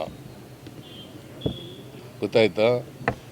ಆ ಮಲ್ಲಿಕಾರ್ಜುನ ಏನು ಮಾಡ್ದ, ಅವನ ಸಿಸ್ಟರು ನನ್ನ ವೈಫು, ಅವನಿಗೆ ಈ ಅರಿಶಿನ ಕುಂಕುಮ ಅಂತ ಅವ್ರ ಭಾಗ ಆದ್ರಲ್ಲ ಅದನ್ನ ಕೊಟ್ಬಿಟ್ಟೆ ಗಿಫ್ಟ್ ಡೀಡ್ ಮೂಲಕ ಕೊಟ್ಬಿಟ್ಟ, ದಾನ ಕೊಟ್ಟ. ಅದೇನು ಮಾಡಿದ್ರು ಮೂಡಾದವರು, ಅವ್ರಿಗೆ ಗೊತ್ತಿದ್ದೋ ಗೊತ್ತಿಲ್ಲದೇನೋ ಗೊತ್ತಿಲ್ಲ ನನಗೆ, ನಮ್ಮ ಜಮೀನನ್ನು ಸೈಟ್ ಮಾಡಿ ಹಂಚ್ಬಿಟ್ರು. ಗೊತ್ತಾಯ್ತಾ ನೀವು ಹೇಳೋದು? ಸೈಟ್ ಮಾಡಿ ಹಂಚ್ಬಿಟ್ರು. ಹಂಚಿದ ಮೇಲೆ ನಮಗೆ ಜಮೀನೇ ಇಲ್ಲದಾಗಾಯಿತು, ಮೂಡ ಪ್ರಾಪರ್ಟಿ ಆಗೋಯ್ತು. ಅದು ಯಾರಿಗೋ ಹಂಚ್ಬಿಟ್ಟಿದ್ರು, ಅವರು ಓನರ್ ಆಗಿಬಿಟ್ರು.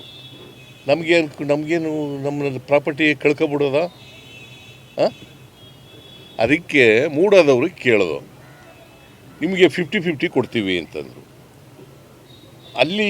ಅಲ್ಲಿಲ್ಲ ಜಮೀನಿಲ್ಲ, ಬೇರೆ ಕಡೆ ಕೊಡ್ತಿದ್ದಾರೆ, ಸಮಾನಾಂತರ ಜಾಗದಲ್ಲಿ ಕೊಟ್ಟಿದ್ದಾರೆ. ಅದು ಕಾನೂನು ಪ್ರಕಾರ ಮಾಡಿದ್ದಾರೆ. ತಪ್ಪದು? ಹಂಗೆ ಬರೀ ದಯವಿಟ್ಟು. ಇವಿಷ್ಟು ಇವರಿಗಿನ ಸುದ್ದಿಗಳು. ಹೀಗೆ ನೋಡ್ತಾ ಇರಿ ಆನ್ ಸ್ಪಾಟ್ ನ್ಯೂಸ್. ಇದು ಕ್ಷಿಪ್ರ, ನಿಖರ, ನೇರ.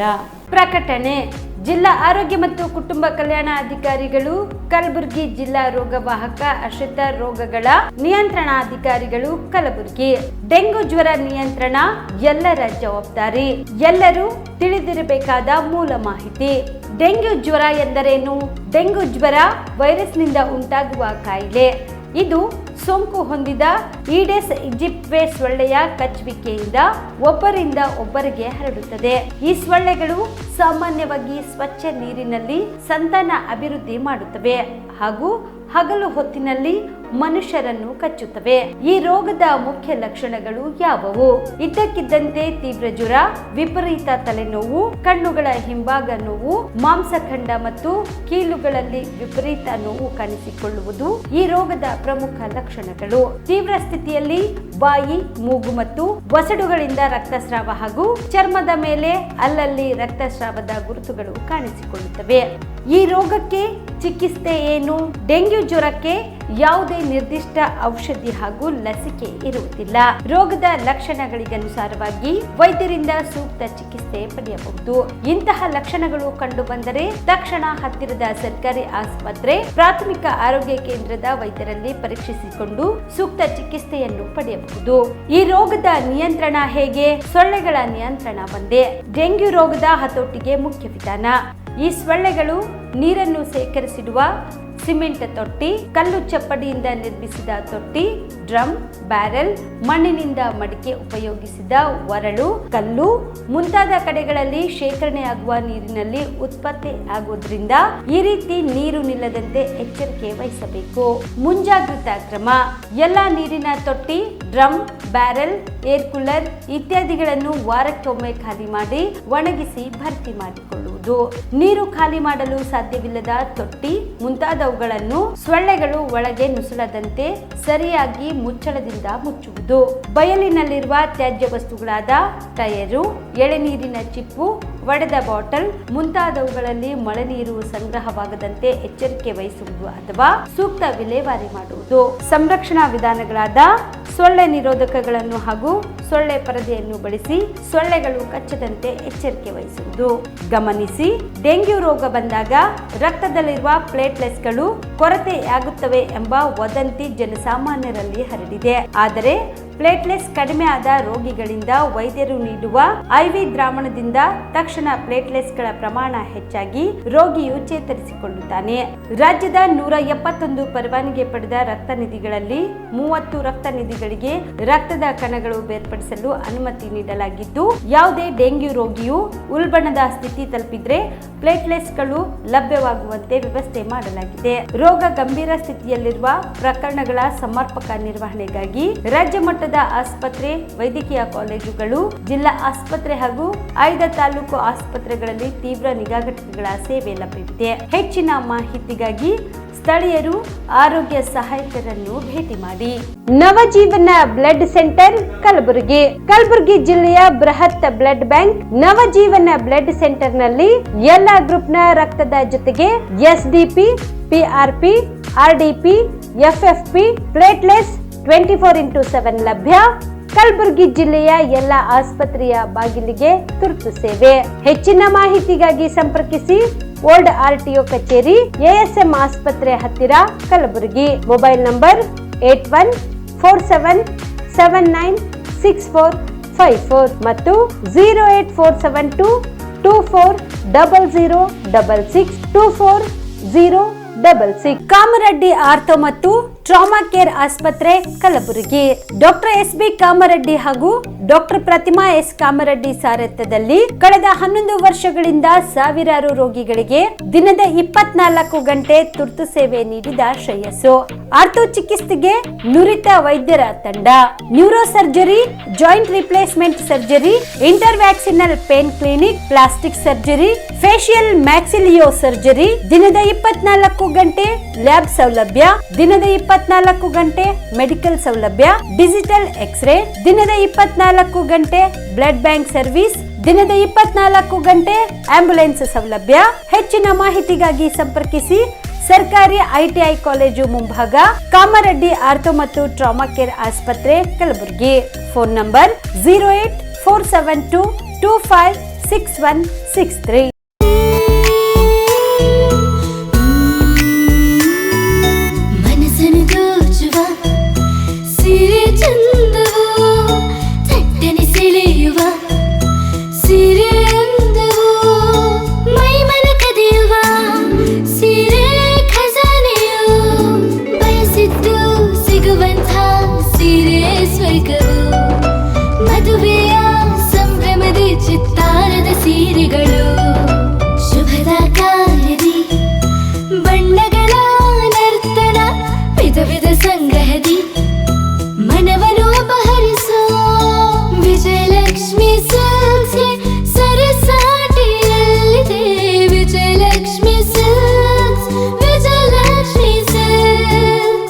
ಗುಲ್ಬರ್ಗ ಜಿಲ್ಲೆಯಲ್ಲಿಯೇ ಮಹಿಳೆಯರ ಮತ್ತು ಮಕ್ಕಳ ವಸ್ತ್ರಗಳ ಏಕೈಕ ಅತಿ ದೊಡ್ಡ showroom Vijayalakshmi silks, city centre mall, super market road, Gulbarga. ನೀವು ರಾತ್ರಿ ಹೊತ್ತು ಕುಟುಂಬದ ಸದಸ್ಯರ ಜೊತೆ ಅಥವಾ ಸ್ನೇಹಿತರ ಜೊತೆ ಎಲ್ಲಾದ್ರೂ ಊಟಕ್ಕೆ ಹೋಗ್ಬೇಕು ಅಂತ ಪ್ಲಾನ್ ಮಾಡ್ತಾ ಇದ್ದೀರಾ? ಹಾಗಾದ್ರೆ ಕಲಬುರಗಿಯಲ್ಲಿ ಹೊಸದಾಗಿ ಪ್ರಾರಂಭವಾಗಿರುವ ಫೋರ್ಟ್ ವ್ಯೂ ಹೋಟೆಲ್ಗೆ ಒಮ್ಮೆ ಭೇಟಿ ನೀಡಿ. ಹೆರಿಟೇಜ್ ಇನ್ ಹೋಟೆಲ್ನ ಓಪನ್ ಟೆರೆಸ್ ಮೇಲೆ ಬೆಂಗಳೂರು, ದೆಹಲಿ ಮಾದರಿಯಲ್ಲಿನ ಸುಂದರ ಆಕರ್ಷಣೆ ಇಲ್ಲಿ ಕಾಣಬಹುದು. ನುರಿತ ಕುಕ್ಗಳಿಂದ ರುಚಿಕರವಾದ ಸ್ವಾದಿಷ್ಟ ಆಹಾರ ಇಲ್ಲಿ ಲಭ್ಯ. ತಣ್ಣನೆಯ ಗಾಳಿ, ತುಂತುರು ನೀರಿನ ಸೌಂಡ್ ಜೊತೆ ಕಲರ್ಫುಲ್ ಲೈಟಿಂಗ್ ನಲ್ಲಿ, ಲೈಟ್ ಮ್ಯೂಸಿಕ್ ನಲ್ಲಿ ಕಲಬುರಗಿಯ ಫೋರ್ಟ್ ಸೇರಿದಂತೆ ಕಲಬುರಗಿ ನಗರವನ್ನ ವೀಕ್ಷಿಸುತ್ತಾ ನಿಮ್ಮ ಕುಟುಂಬದವರ ಜೊತೆ ಅಥವಾ ಸ್ನೇಹಿತರ ಜೊತೆ ಊಟ ಸವಿಯಬಹುದು.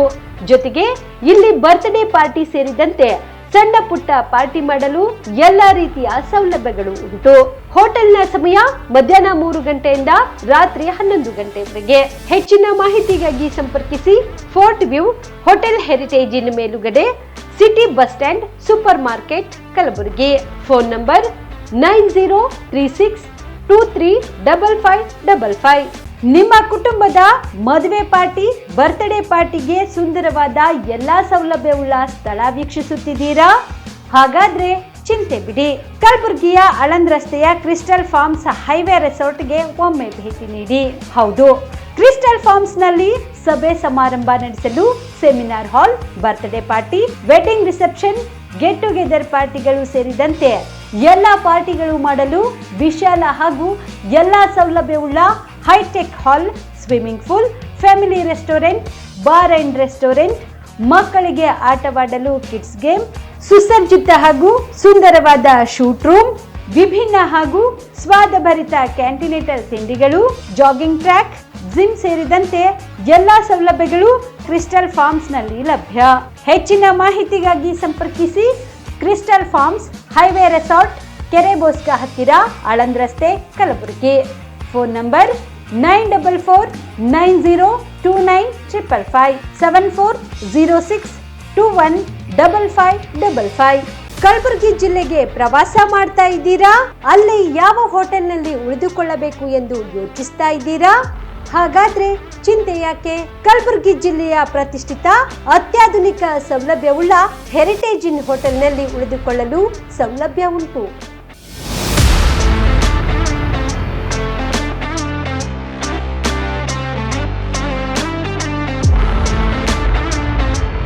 ಜೊತೆಗೆ ಇಲ್ಲಿ ಅತ್ಯಾಧುನಿಕ ಸೌಲಭ್ಯವುಳ್ಳ ಡಿಲೆಕ್ಸ್ ರೂಮ್ಗಳು ಲಭ್ಯವಿದ್ದು, ದಿನದ 24 ಗಂಟೆ ವೈಫೈ ಸೌಲಭ್ಯ ಕೂಡ ನೀಡಲಾಗಿದೆ. ಎಲ್ಲಾ ತರದ ಸೌಲಭ್ಯ ಕೂಡ ನೀಡಲಾಗುತ್ತಿದೆ. ರೆಸ್ಟೋರೆಂಟ್ ಸೌಲಭ್ಯದ ಜೊತೆಗೆ ಕಾರ್ ಪಾರ್ಕಿಂಗ್ ವ್ಯವಸ್ಥೆ ಕೂಡ ಮಾಡಲಾಗಿದೆ. ಹೆಚ್ಚಿನ ಮಾಹಿತಿಗಾಗಿ ಸಂಪರ್ಕಿಸಿ Heritage Inn hotel, city bus stand, super market, Kalaburagi. Phone number 9702205555. ರೈತ ಬಾಂಧವರಿಗೆಲ್ಲ ನಮಸ್ಕಾರ. ನಾನು ತಮ್ಮ ಜಂಟಿ ಕೃಷಿ ನಿರ್ದೇಶಕ ಕಲಬುರಗಿ ಮಾತಾಡ್ತಾ ಇರೋದು. ಕಲಬುರಗಿ ಜಿಲ್ಲೆಯಲ್ಲಿ ವಾರ್ಷಿಕ ಸರಾಸರಿ ಮಳೆ 770 ಮಿಲಿಮೀಟ್ರ್ ಇದೆ. ನಮ್ಮ ಈಗ ಜೂನ್ 12ನೇ ತಾರೀಕುವರೆಗೆ ಬರಬೇಕಾದಂಥ ಮಳೆ 107 ಮಿಲಿಮೀಟ್ರು. ಇಲ್ಲಿವರೆಗೆ ನಮಗೆ 200 ಮಿಲಿಮೀಟ್ರ್ ಮಳೆ ಬಂದಿದೆ. ಜೂನ್ 1 ತಿಂಗಳಲ್ಲೇ ಈಗ ನಮ್ಮ 12ನೇ ಜೂನ್ವರೆಗೆ ನೋಡಬೇಕಾದ್ರೆ 39 ಮಿಲಿಮೀಟ್ರ್ ಮಳೆ ಬರಬೇಕಾಗಿತ್ತು. 109 ಮಿಲಿಮೀಟ್ರ್ ಮಳೆ ಬಂದಿದೆ. ಆಲ್ಮೋಸ್ಟ್ ಡಬಲ್ ನಮಗೆ ರೇನ್ಫಾಲ್ ಬಂದಿದೆ. ಅದಕ್ಕಾಗಿ ಎಲ್ಲ ರೈತ ಬಾಂಧವರು ಬೀಜ ಮತ್ತು ಬಿತ್ತನೆಗೆ ಅಣಿಯಾಗ್ತಾ ಇದ್ದಾರೆ. ನಮ್ಮ ತಾಲೂಕು ವೈಸ್ ಮಳೆ ನೋಡಿದ್ರೆ ಎಲ್ಲ ತಾಲೂಕಿನಲ್ಲಿ ಸಹಿತ ಸರ್ವೇ ಸಾಮಾನ್ಯವಾಗಿ ಈಗ ಒಂದು ವಾರದಲ್ಲಿ ಒಳ್ಳೆ ಮಳೆ ಬಂದಿದೆ. ಕಡಿಮೆ ಅಂದರೆ ಒಂದು ಸ್ವಲ್ಪ ಚಿಂಚೋಳಿಯಲ್ಲೇ 32 ಮಿಲಿಮೀಟ್ರ್ ಮಳೆ ಬಂದಿದೆ. ಕಾಳಗಿಯಲ್ಲಿ ಒಂದು ಸ್ವಲ್ಪ 36 ಮಿಲಿಮೀಟ್ರ್ ಮಳೆ ಬಂದಿದೆ. ಚಿತ್ತಾಪುರ್ನಲ್ಲಿ 37 ಮಿಲಿಮೀಟ್ರ್ ಮಳೆ ಬಂದಿದೆ. ಉಳಿಕೆಲ್ಲ ತಾಲೂಕುಗಳಲ್ಲಿ ಚೆನ್ನಾಗಿ ಮಳೆ ಬಂದಿದೆ. ಅದಕ್ಕೆ ನಮ್ಮ ಕೃಷಿ ಇಲಾಖೆಯಿಂದ ನಾವು ಈಗಾಗಲೇ ಬಿತ್ತನೆ ಕಾರ್ಯಕ್ರಮವನ್ನು ಹಾಕ್ಕೊಂಡಿದ್ದೀವಿ. ನಾವು 8,65,000 ಹೆಕ್ಟೇರ್ ಪ್ರದೇಶದಲ್ಲಿ ನಾವು ಮುಂಗಾರು ಹಂಗಾಮಿನ ಬಿತ್ತನೆ ಗುರಿ ಹಾಕ್ಕೊಂಡಿದ್ದೀವಿ. ಅದರಲ್ಲಿ ಪ್ರಮುಖವಾಗಿ ತೊಗರಿ ಬೆಳೆ ಆಲ್ಮೋಸ್ಟ್ ಒಂದು 5,93,000 ಹೆಕ್ಟೇರ್ ಪ್ರದೇಶದಲ್ಲಿ ನಾವು ಬಿತ್ತನೆ ಗುರಿ ಹಾಕ್ಕೊಂಡಿದ್ದೀವಿ. ಹತ್ತಿ 1,00,000 ಹೆಕ್ಟೇರ್ ಪ್ರದೇಶದಲ್ಲಿದೆ. ಹೆಸರು 51,500 ಹೆಕ್ಟೇರು. ಉದ್ದು 24,250 ಹೆಕ್ಟೇರು. Soya bean 42,500 hectare. ಈ ರೀತಿಯಾಗಿ ಒಂದು ಸ್ವಲ್ಪ ಕಬ್ಬಿನ ಕ್ಷೇತ್ರ ಇದೆ. ಈ ರೀತಿಯಾಗಿ ನಮ್ಮದು 8,65,885 ಹೆಕ್ಟೇರ್ ಪ್ರದೇಶ ನಾವು ಬಿತ್ತನೆ ಗುರಿ ಹಾಕ್ಕೊಂಡಿದ್ದೀವಿ. ಇದಕ್ಕೆ ನಮ್ಮ ರೈತ ಸಂಪರ್ಕ ಕೇಂದ್ರದ ಸಹಾಯಧನದಲ್ಲಿ ನಾವು ಬಿತ್ತನೆ ಬೀಜ ವಿತರಣೆ ಮಾಡಬೇಕು. ಅದಕ್ಕೆ ನಾವು 19,461 ಕ್ವಿಂಟಲ್ ನಾವು ಬಿತ್ತನೆ ಬೀಜದ ಗುರಿಯನ್ನು ಹಾಕ್ಕೊಂಡಿದ್ದೀವಿ. ಅದರಲ್ಲಿ ನಾವೀಗ ಆಲ್ರೆಡಿ 22,521 ಕ್ವಿಂಟಲ್ ಬೀಜ ನಾವೇನದೆಲ್ಲ ದಾಸ್ತಾನು ಮಾಡಿದ್ದೀವಿ ನಮ್ಮ ಎಲ್ಲ ರೈತ ಸಂಪರ್ಕ ಕೇಂದ್ರ 32 ರೈತ ಸಂಪರ್ಕ ಕೇಂದ್ರಗಳಲ್ಲಿ. ಅದರಲ್ಲಿ ಈಗ ಆಲ್ರೆಡಿ ನಾವು 8,419 ಕ್ವಿಂಟಲ್ ಬೀಜನ ವಿತರಣೆ ಮಾಡಿದ್ದೀವಿ. ದಿನ ಬೀಜ ರೈತರು ತೊಗೊಂಡು ಹೋಗ್ತಾ ಇದ್ದಾರೆ. ಬೀಜದ ಯಾವುದೇ ರೀತಿಯ ಕೊರತೆ ಇಲ್ಲ. ದಯವಿಟ್ಟು ನಾನು ರಿಕ್ವೆಸ್ಟ್ ಮಾಡ್ತೇನೆ, ಬೀಜದ ಯಾವುದೇ ರೀತಿ ಕೊರತೆ ಇಲ್ಲ. ರೈತ ಬಾಂಧವರು ಶಾಂತಿ ರೀತಿಯಿಂದ ರೈತ ಸಂಪರ್ಕ ಕೇಂದ್ರದಲ್ಲಿ ಸಹಾಯಧನದಲ್ಲಿ ಬೀಜ ಪಡಿಬೋದು. ತೊಗರಿಗೆ ನಮ್ಗೆ 6,800 ಕ್ವಿಂಟಲ್ ಕಾರ್ಯಕ್ರಮ ಇದ್ದು ನಾವು 9,120 ಕ್ವಿಂಟಲ್ ಸ್ಟಾಕ್ ಮಾಡೀವಿ. ಸೋಯಾಬೀನಿಗೆ 11,255 ಕ್ವಿಂಟಲ್ ಇದ್ದು ನಾವು 12,000 ಕ್ವಿಂಟಲ್ ಸ್ಟಾಕ್ ಮಾಡಿದ್ದೀವಿ.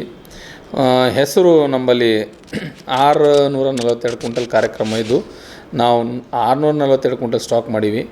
ಉದ್ದು 413 ಕ್ವಿಂಟಲ್ ಕಾರ್ಯಕ್ರಮ ಇದೆ. 412 ಕ್ವಿಂಟಲ್ ನಾವು ಸ್ಟಾಕ್ ಮಾಡೀವಿ. ಹೀಗಾಗಿ ನಮ್ಮ ಹತ್ರ ಸಫಿಷಿಯೆಂಟ್ ಬೀಜ ಇದೆ. ಯಾರು ರೈತ ಬಾಂಧವರು ಆತಂಕಕ್ಕೆ ಒಳಗಾಗಬಾರ್ದು. ದಯವಿಟ್ಟು ಶಾಂತ ರೀತಿಯಿಂದ ನಾವು ರೈತ ಸಂಪರ್ಕ ಕೇಂದ್ರದಿಂದ ಬೀಜ ತೊಗೊಂಡು ಹೋಗ್ಬೇಕಂತ ನಾನು ವಿನಂತಿ ಮಾಡ್ತಾಯಿದ್ದೀನಿ. ಇನ್ನು ರಸಗೊಬ್ಬರಕ್ಕೆ ಬಂದರೆ ಮುಂಗಾರು ಹಂಗಾಮಿಗೆ ನಮಗೆ 88,592 ಮೆಟ್ರಿಕ್ ಟನ್ ರಸಗೊಬ್ಬರ ನಮ್ಮದು ಅಲೋಕೇಶನ್ ಇದೆ. ಅದರಲ್ಲಿ DAP ಒಂದು ಮುಂಗಾರು ಹಂಗಾಮಿನ ಪೂರ್ತಿ ಅಲೋಕೇಶನ್ ಇದು. DAP 27,215 metric ton. ಅಲ್ಲಿಂದ urea 32,496 metric ton. Complex 23,495 metric ton. ಇದರಲ್ಲಿ ನಮಗೆ ಜೂನ್ ಅಂತ್ಯತನ ಈ ತಿಂಗಳ ಅಂತ್ಯದವರೆಗೆ ನಮಗೆ ಬೇಕಾಗಿದೆ 43,798 ಮೆಟ್ರಿಕ್ ಟನ್. ಅದರಲ್ಲಿ urea 13,900 metric ton, DAP 15,900 metric ton, complex 11,300 metric ton. ಇದೆಲ್ಲ ನಮಗಿಷ್ಟು ಬೇಕಾಗಿತ್ತು. ನಮಗೆ ಇಲ್ಲಿವರೆಗೆ ನಮ್ಮಲ್ಲಿರುವಂಥ ದಾಸ್ತಾನು ಸರಬರಾಜು ಎಲ್ಲ ಹಿಡ್ಕೊಂಡ್ರೆ ಯೂರಿಯಾ ನಮ್ಮ ಹತ್ರ 13,900 ಮೆಟ್ರಿಕ್ ಟನ್ನಿಗೆ 28,600 ಮೆಟ್ರಿಕ್ ಟನ್ ಇದೆ. DAP 15,900 ಮೆಟ್ರಿಕ್ ಟನ್ನಿಗೆ 15,340 ಮೆಟ್ರಿಕ್ ಟನ್ ಇದೆ. ಕಾಂಪ್ಲೆಕ್ಸ್ 11,300 ಮೆಟ್ರಿಕ್ ಟನ್ನಿಗೆ 19,000 ಮೆಟ್ರಿಕ್ ಟನ್ ಇದೆ. ಹೀಗಾಗಿ ನಮ್ಮ ಹತ್ರ ಯಾವುದೇ ರೀತಿಯಂಥ ರಸಗೊಬ್ಬರದ ಕೊರತೆ ಇಲ್ಲ. ಒಂದೇ DAP ಏನಿದೆಲ್ಲ ನಮ್ಗೆ ಎಷ್ಟು ಬೇಕಾಗಿತ್ತು ಅಷ್ಟೇ, ಅದಕ್ಕಿಂತ ಸ್ವಲ್ಪ ಕಡಿಮೆ ಕ್ವಾಂಟಿಟಿಯಲ್ಲಿದೆ. ಒಂದು 600 ಮೆಟ್ರಿಕ್ ಟನ್ ಕಡಿಮೆ ಇದೆ ನಮ್ಮಲ್ಲಿ. DAPದು ಇವತ್ತೊಂದು RCF ರೇಕ್ ಬಂದಿದೆ. ಈಗ ಆಲ್ರೆಡಿ ನಿನ್ನೆ ಬಂದಿತ್ತು. ಈಗ RCF ರೇಕ್ ಇವತ್ತು ಅನ್ಲೋಡ್ ಆಗ್ತಾಯಿದೆ. ನಾಳೆ ಇಫ್ಕೋ ರೇಕ್ 2,200 ಟನ್ ಬರ್ತಾಯಿದೆ. ಮತ್ತು ಇಫ್ಕೋದು ಇನ್ನೊಂದು 1,200 ಟನ್ನಿಂದ ಇನ್ನೊಂದು ಹಾಫ್ ರೇಕು ಪೈಪ್ಲೈನ್ನಲ್ಲಿದೆ. ಅದು ಸಹಿತ 1 or 2 ಡೇದಲ್ಲಿ ಬರ್ತದೆ. ಅದಕ್ಕೆ ನಮಗೆ ಈ ವಾರದಲ್ಲಿ ನಮಗೆ ಸಫಿಷಿಯೆಂಟ್ ಆದಂಥ ರಸಗೊಬ್ಬರ ಬರ್ತದೆ, DAP ಉಳ್ಕಿದೆಲ್ಲ ಗೊಬ್ಬರ ಇದೆ, DAP ಬರ್ತದೆ. ಅದಕ್ಕೆ ರೈತ ಬಾಂಧವರು ದಯವಿಟ್ಟು ಶಾಂತ ರೀತಿಯಿಂದ ತಾವು ಗೊಬ್ಬರನ ತೊಗೊಂಡು ಹೋಗಬೇಕು. ಎರಡನೇದು DAP ಬಿಟ್ಟರೆ ಬಹಳಷ್ಟು ಕಾಂಪ್ಲೆಕ್ಸ್ ಗೊಬ್ಬರಗಳಿದೆ, DAP ಬದಲಾಗಿ ರೈತ ಬಾಂಧವರು ಬಳಸ್ಬೋದು.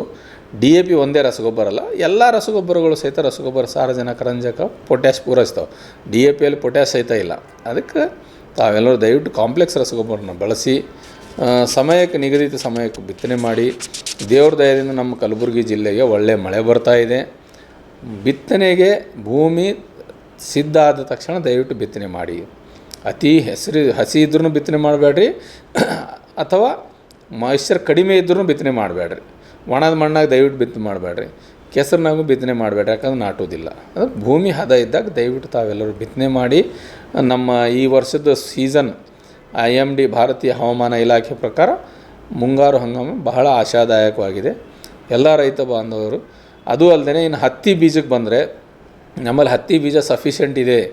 ಯಾರು ಡೀಲರು ರೈತರ ಹತ್ರ ಹೆಚ್ಚಿಗೆ ಬೆಲೆ ತೊಗೋಬಾರ್ದು. ನಾನು ಭಾಳ ಸ್ಟ್ರಿಕ್ಟಾಗಿ ಹೇಳ್ತೇನೆ. 864 ರೂಪಾಯಿ ಇದೆ ಬೋಲ್ಗಾಡ್ 2 ಸರ್ಕಾರ ನಿಗದಿಪಡಿಸಿದ್ದಾರೆ. ಯಾರಾದರೂ ತಪ್ಪು ಮಾಡಿದ್ರೆ ನಾವು ಶಿಸ್ತಿನ ಕ್ರಮ ತಗೋತೀವಿ ಅವ್ರ ಮೇಲೆ, ಅವ್ರ ಲೈಸೆನ್ಸ್ ಕ್ಯಾನ್ಸಲ್ ಮಾಡ್ತೀವಿ. ಗೊಬ್ಬರನೂ ಹಾಗೆ, DAP 1350 ಅಂದ್ರೆ 1350, ಯೂರಿಯಾ 266 ಅಂದ್ರೆ 266. ಯಾವುದೇ ಕಾರಣಕ್ಕೂ ಯಾರು ಡೀಲರು ರೈತರಿಗೆ ಮೋಸ ಮಾಡಬಾರ್ದು. ಹೆಚ್ಚಿಗೆ ತೊಗೊಂಡು ಬಂದರೆ ನಮಗೆ ದಯವಿಟ್ಟು ನೀವು ದೂರನ ಕೊಡಿ. ನಮ್ಮ ರೈತ ಸಂಪರ್ಕ ಕೇಂದ್ರ, ಸಹಾಯಕ ಕೃಷಿ ನಿರ್ದೇಶಕ ಕಚೇರಿ ನಾನು ಕಟ್ಟುನಿಟ್ಟಿನ ಸೂಚನೆ ಕೊಟ್ಟಿದ್ದೀನಿ.